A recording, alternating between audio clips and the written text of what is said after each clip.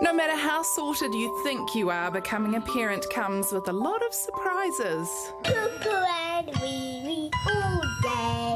And some of them aren't cute, like how much that kid's going to cost. By their first birthday, Bubs will have racked up a bill of between $8,000 to $16,000. Primary carers are entitled to 12 months parental leave from their job, 26 weeks of that paid by the government. The maximum you'll get is about $660 per week, pre-tax. Doesn't matter if your salary is $100K or $60K, on parental leave you'll make about $17,000. Your employer isn't obligated to contribute to your KiwiSaver, so that could be gone too. And the hits don't end when you go back to work. New Zealand's childcare fees are the most expensive in the world. So with more stress and less money, here's some advice on how to make the best time in your life a little easier. Let's get the help of Stephanie Powell. She founded Crayon, which gives parents resources and tools so that they can figure out this cost of becoming a new parent. Stephanie, what inspired you to provide this information?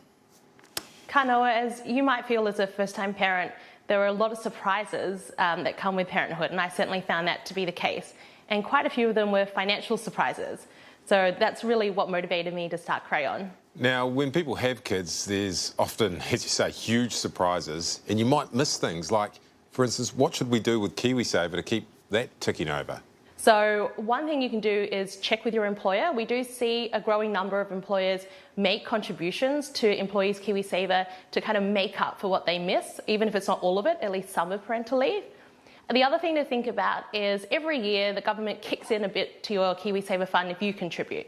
So if you can contribute $20 a week into your KiwiSaver, you can maximise that. It's essentially free money from the government. And how often do you get that? What were some of the biggest surprises you got when you stopped work to have a baby?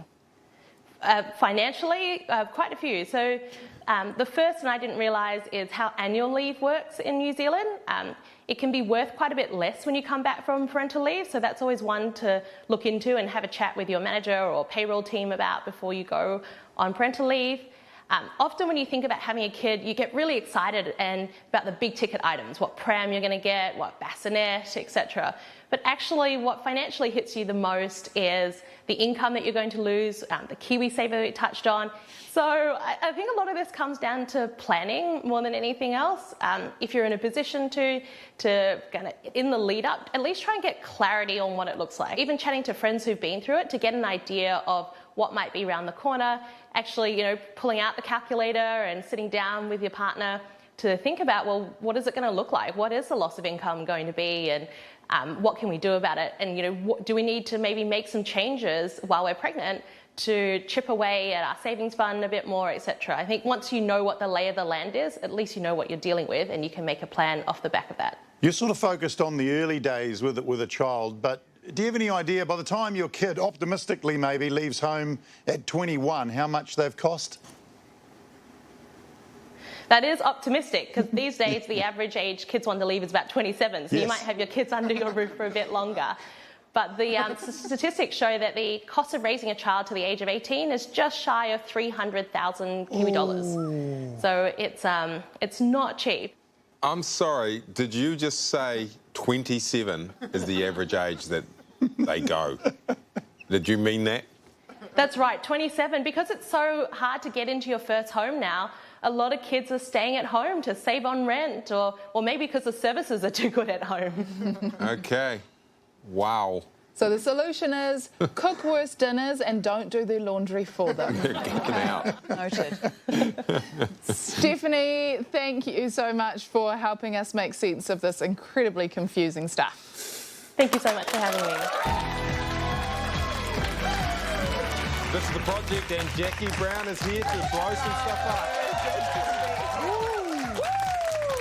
27. 7. Look, I absolutely adore my children, but I think I'm going to start, I don't know, sneaking like sand into their food. So like the home environment is just so awful that they're like, yeah, I'm out. Get out. I mean, the other thing that you could do is just make housing like accessible and affordable for everybody that wants to be in the housing market. So just a couple of different options there. I think the sand and the food one's going to be easier. Yes, I just like to say to my kids, yes, you do cost a lot, but you are worth it. Although I do know Nana and Pop are sending you money, so maybe a bit of a cut for Mum and Dad wouldn't hurt. Good idea.